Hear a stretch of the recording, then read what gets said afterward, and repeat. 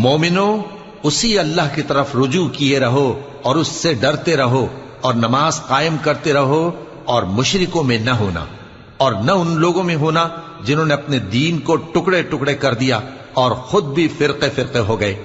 ہر فرقہ اسی میں مگن ہے جو اس کے پاس ہے، اور جب لوگوں کو تکلیف پہنچتی ہے تو اپنے پروردگار کو پکارتے ہیں اسی کی طرف رجوع کرتے ہوئے۔